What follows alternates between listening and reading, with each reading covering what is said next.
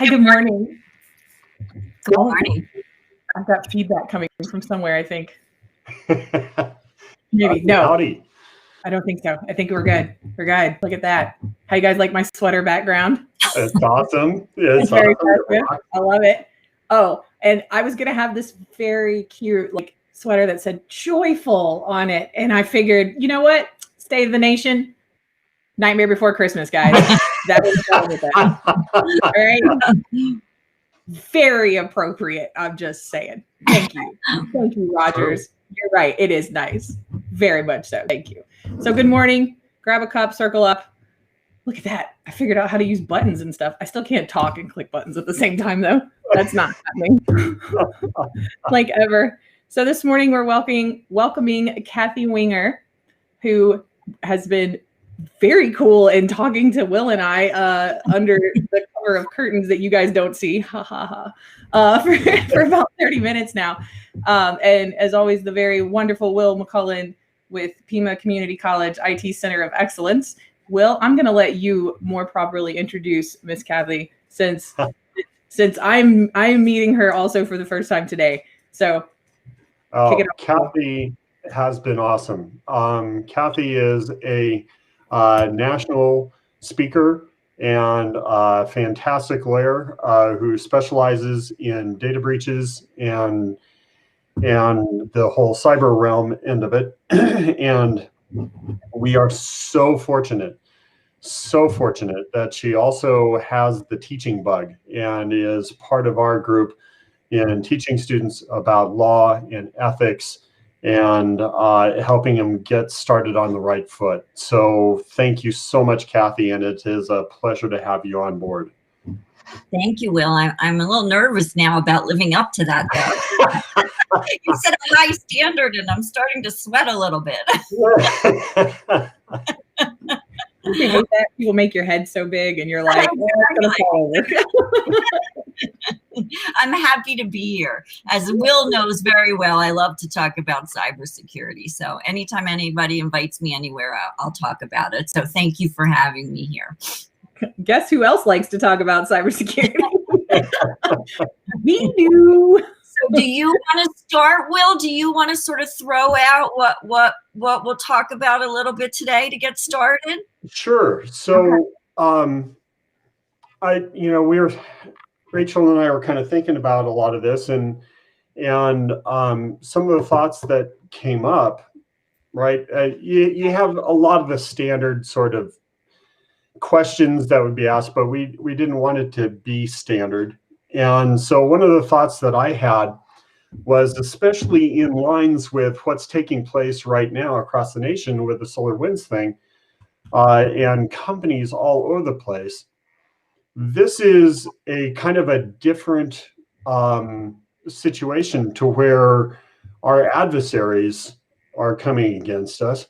And as a result, I'm thinking of this attack as being much more toward, besides the incredible amount of information that they probably did, but from a legal aspect, if I wanted to shut down a country, if I wanted to cause disruption in a country, throwing them all into legal turmoil would be a great way to really hit the economy and maybe take out companies. So I thought I'd kind of throw out that question, that perspective to you, and see if maybe you could elaborate on that and maybe give some clarity that us techie types normally don't think about.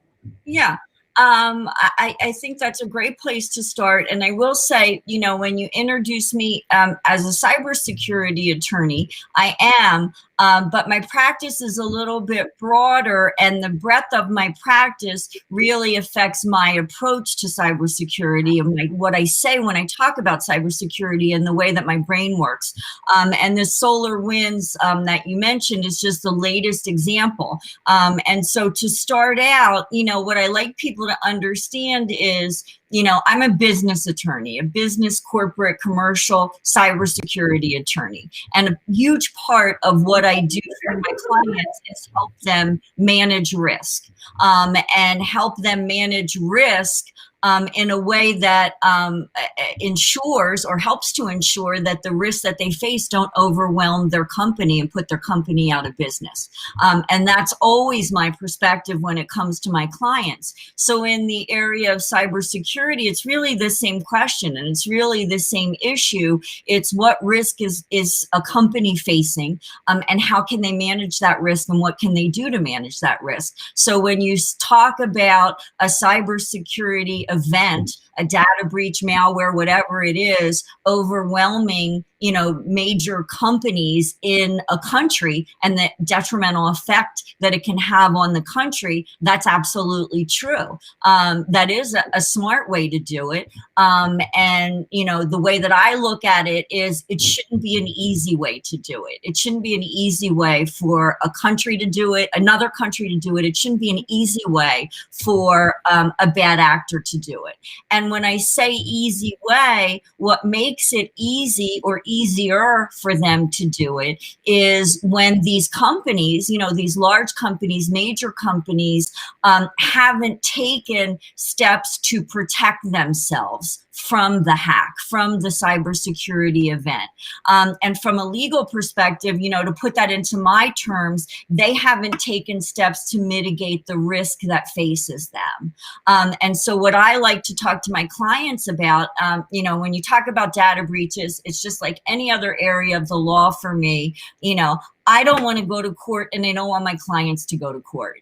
Court is the worst place to be, and as a lawyer, I know that because I've seen it. And so I like to keep us all away from court. What I really mean when I say that is a dispute that ends up being a legal dispute, because oftentimes that's what puts a company out of business. That's what makes it go away. So in the cybersecurity area, it's really the same thing, and it's really the same analysis. It's just a view of what companies are required to do or what they're advised to do and what I advise them to do. And a situation like SolarWinds, it's a little bit unique in the hacking area because you have, at this point, we think it's another country that was behind it. They're looking at Russia. They haven't determined it for sure, but that's what they're thinking. So you have another country behind it. And the country, let's say for purposes of this discussion, it is Russia. Private companies don't have a lot that they can do on their own, against Russia for hacking them, for closing them, for putting them out of business, for opening up this huge area of legal vulnerability. There's not a lot of recourse. It's really up to the United States to determine how we will respond to that. And so it's similar with other hackings in that you have a criminal actor who's doing it. And typically there's not a lot of recourse for companies against the criminal actor. So what happens in the legal realm is you don't have recourse against the bad actor. Where is the recourse? Where do you find recourse for people who have been harmed by the breach? And you as a company, you're a victim. You're a victim of the malware. You're a victim of the cyber attack. And so under normal circumstances, I certainly would never support the blame the victim view of things, I was just going to say that's that is not, we don't do that. I don't do that as a lawyer, but in this situation, you are vulnerable to being blamed because you can't go, because the people who can't get harmed and who can't get compensated for the damages that resulted from the breach, from the attack, because they can't go to Russia, because they can't go to some criminal who has sold their information on the dark web, they're going to look to you as a company. And so your behavior is going to be scrutinized. So the question becomes, what are you legally obligated to do or not do so that you can't be held liable for the damages that result from the breach? And it's going to be considering your behavior and what standard of care. There's now a standard of care that applies to you and that applies to how you handle cybersecurity and what steps you've taken. Your behavior is going to be looked at and you could be held responsible. And so, I was mentioning earlier when I was talking to Will before this, something that jumped out at me with the SolarWinds breach. They're finding more and more out about it by day. So this is all new. But it looks like one of the issues is a failure on their part to have an effective password strategy. They used an easy password that was easy to figure out. And surprisingly, a lot of companies do that. I know that was also an issue with Equifax and the large Equifax breach. That's a perfect example of a step that legally you're going to be required to take as a company to protect yourself from a hack. And so the way that falls into legal terms is, did you take commercially reasonable steps to protect yourself, to protect your company? If you didn't take those steps, you have exposure, even though you were the victim of the crime. You were the victim of the bad action. You have exposure, and it can put, certainly smaller companies can put them out of business. And so the question, one of the ways that I talk when I talk to companies about security from a legal perspective is I tell them, I don't want them to be an appealing defendant. I don't want plaintiffs' attorneys to look at that company and say, oh my gosh, they were so lackadaisical when it comes to security. They're a great defendant. We can't wait to sue them because they don't have any defenses as to what they did to prevent this from happening. And so it's really looking at that and what is your obligation to your company, to do that to protect the entity. And so I think that there are some questions. I don't know how we want to work those in, but go ahead, Will. Well, so how, if you are a company that is the victim of an attack like this, right?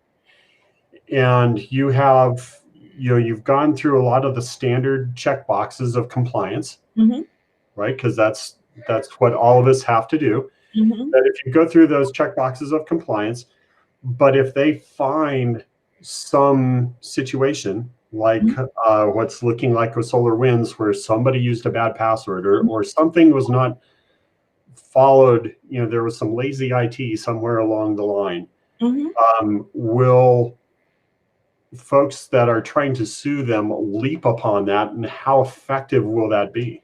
Well, that remains to be seen. And I noticed a question that talked about the standard of care and the bar. And I will tell you where things stand now. There aren't a lot of court decisions on companies and their behavior and whether it meets the standard of care. What I am going through and looking at now, the FTC, who's kind of the big regulator in the area, they use the term commercially reasonable standards.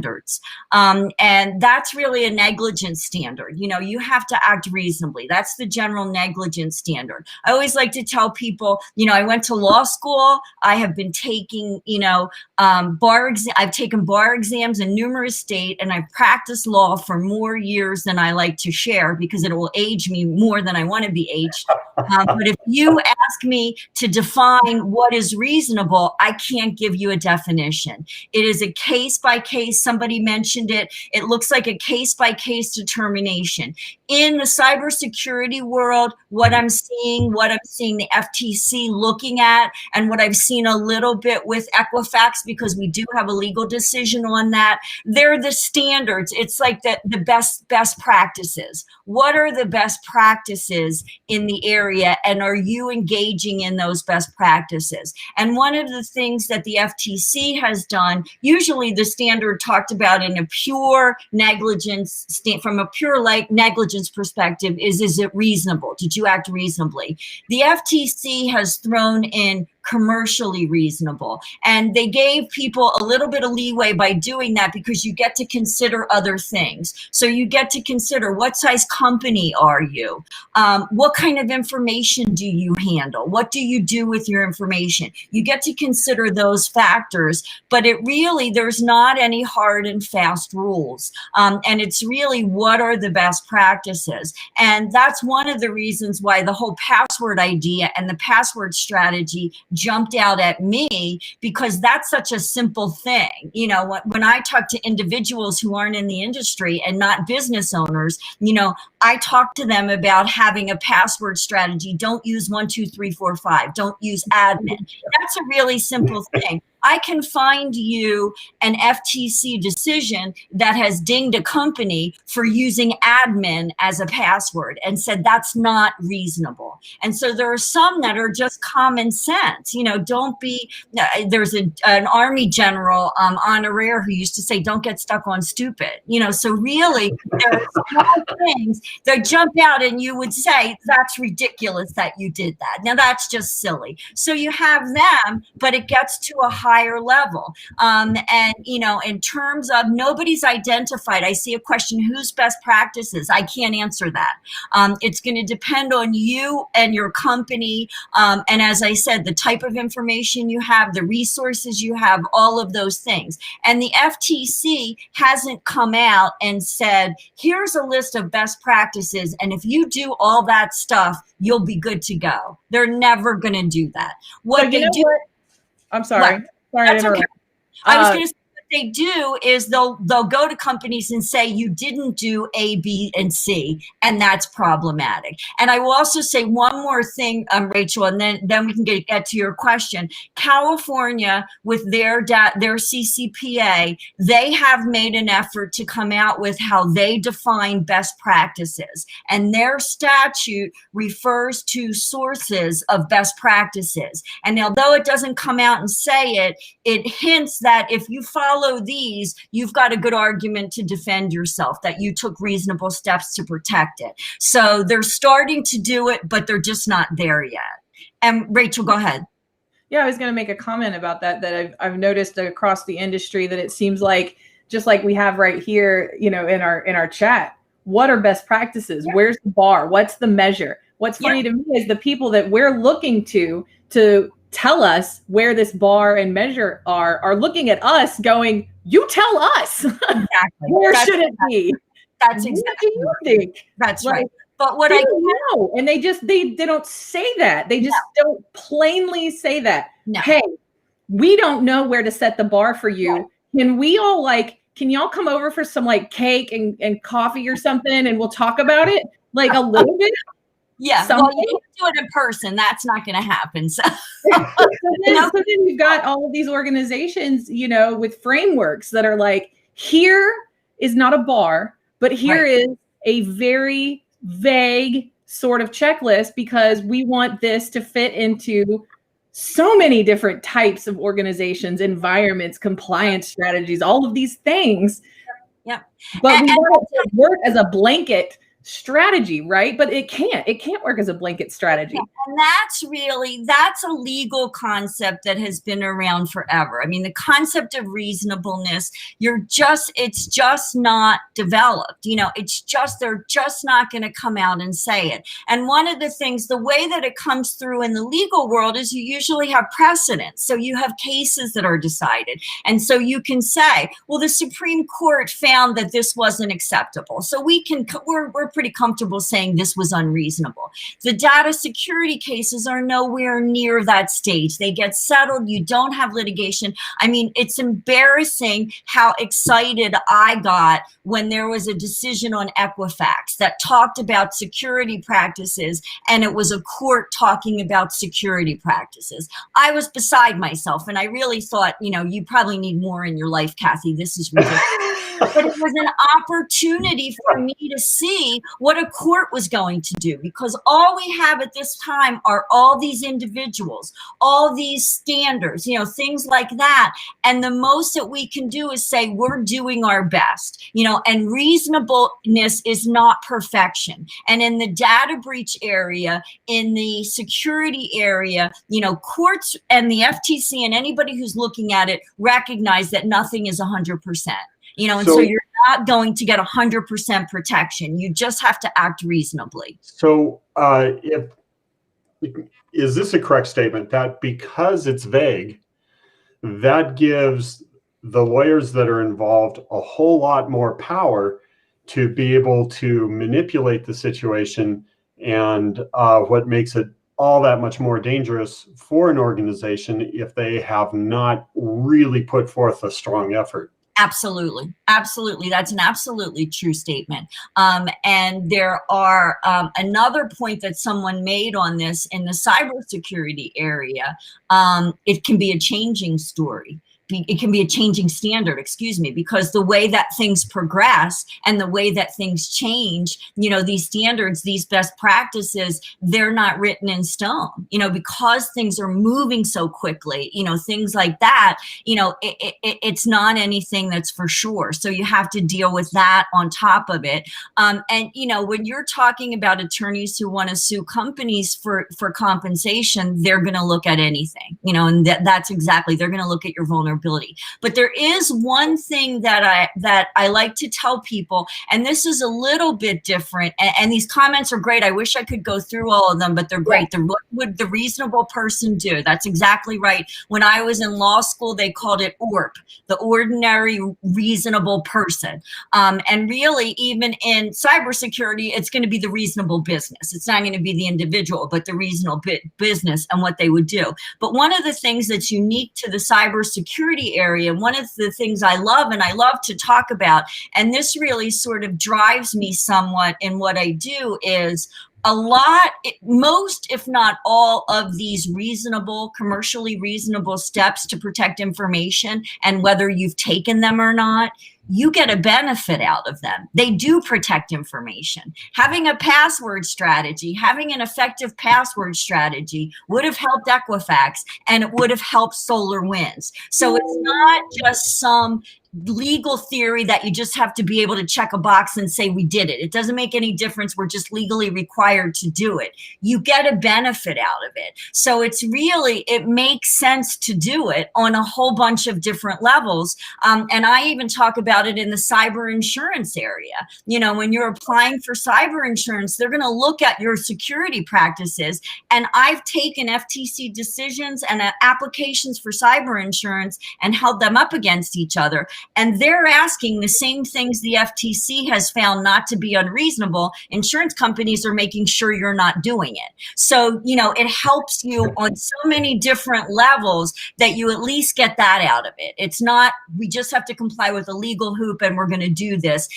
We'll get protection from it.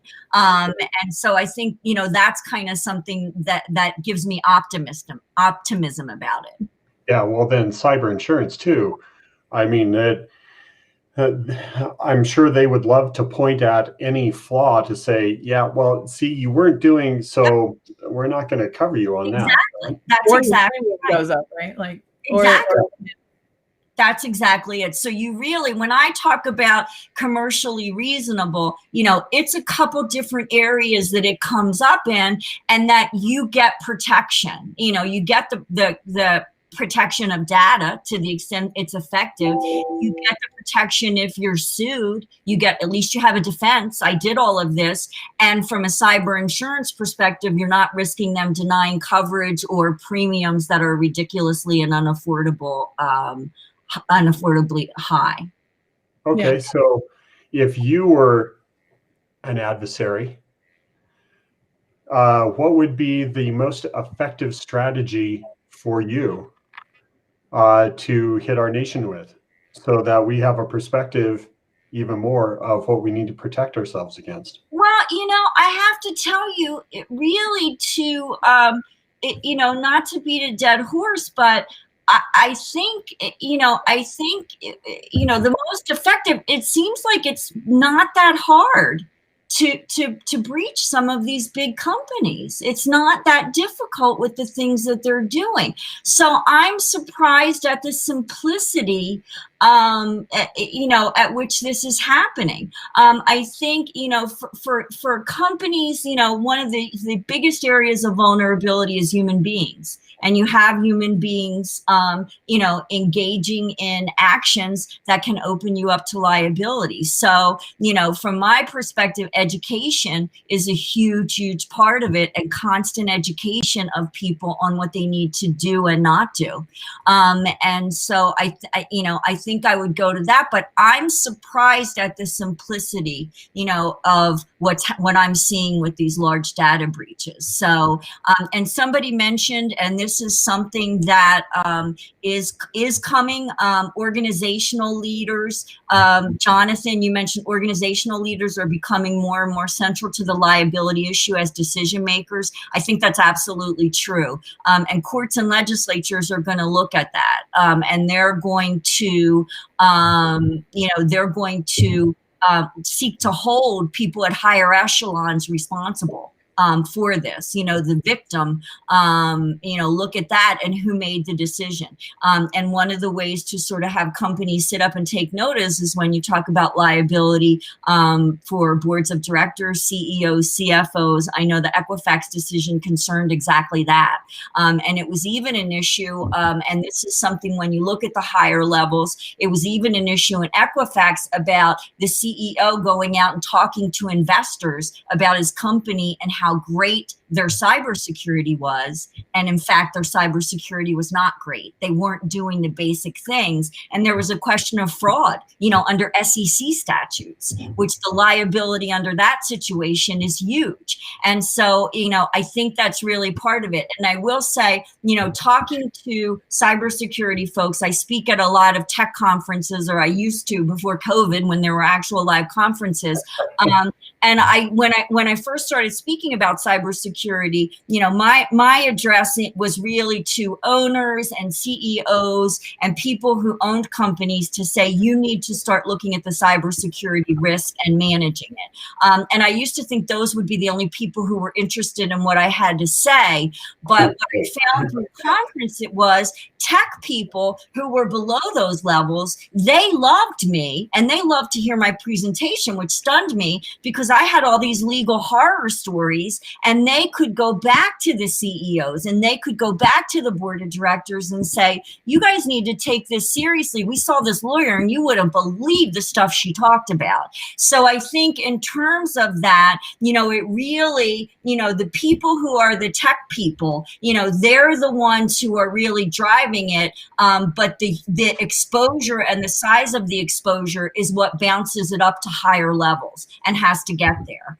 And yes, the board sets the risk appetite and tolerance, and the business owns the risks. That's right. And you have the CISOs, and at what level of company is going to get blamed. I can tell you statutorily and from a judicial perspective, they want to look at the higher levels. The company, wants to look to the lower levels. So you really need to work that out. But, and somebody says CISOs are often the scapegoat, and that's absolutely true. And my advice that I always give to everyone is document everything, so that if you've recommended something and someone has rejected it, and it turns out that your recommendation would have been a simple step to take to protect information, and there was a breach, there's something that confirms that you weren't the person who dropped the ball on that.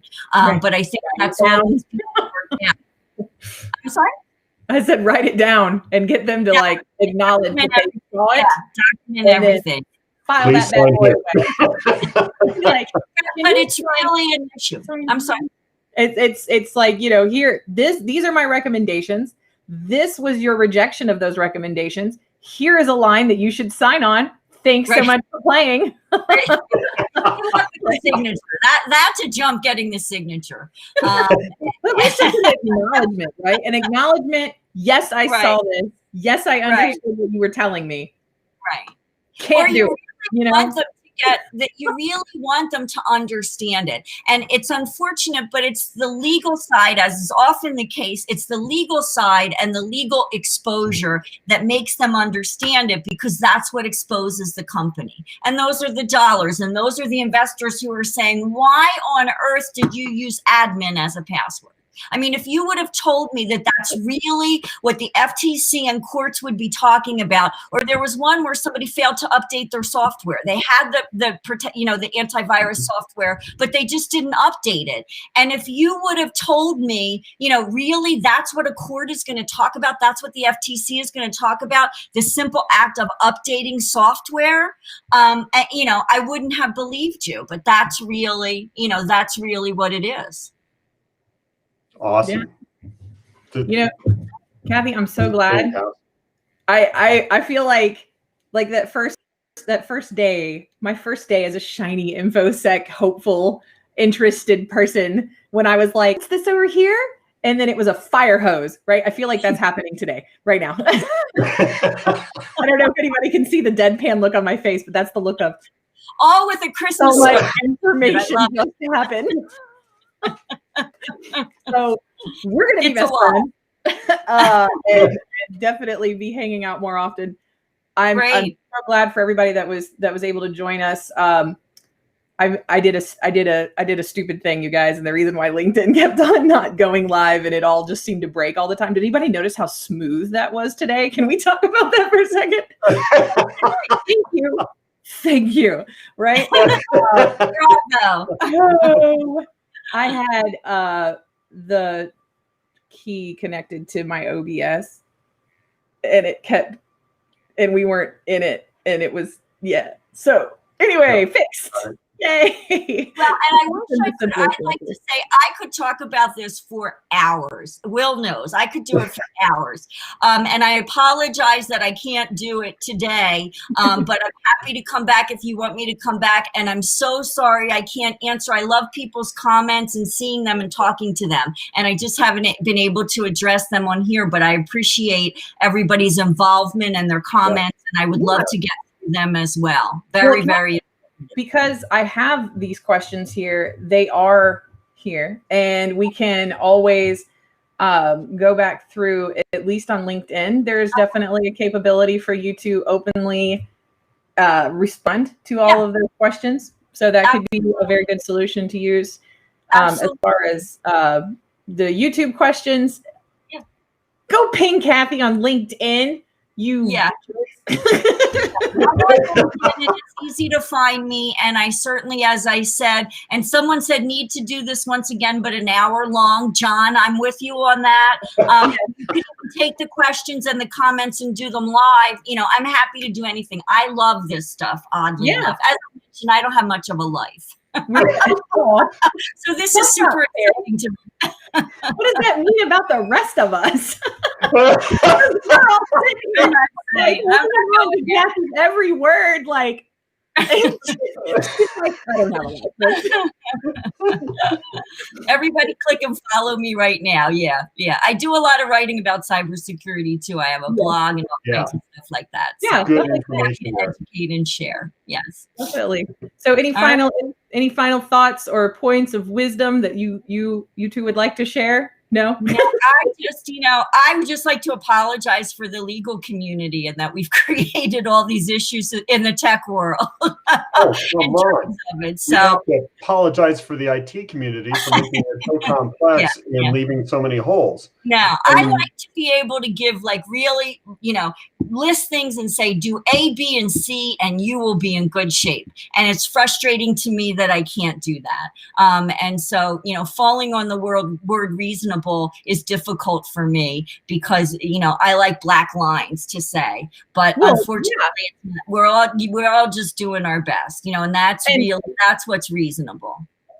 And in my experience, a lot of the IT people I talk to also really appreciate right? Everybody talks about, let's check a box. Yeah, just can't do that. But at least if people are aware of the risk, that's what I started out doing this for, to make my clients aware of this risk, and making people aware of it. Then it's how it's addressed and protected. I hate to see companies go out of business. I just have to throw this in.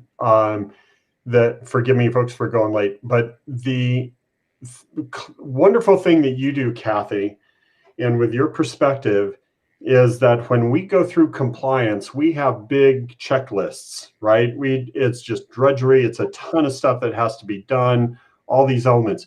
You put the value and the energy behind it. You put the purpose, the concept, the reason, and that's what's fantastic. And thank you for that. And I'll give you my one last tip. The other thing, if you do have a breach, the first person you need to call is your attorney, because you want the attorney-client protection, and you want it from the get-go as soon as you know about it. So call your attorney. Call your attorney who knows about data security. Right.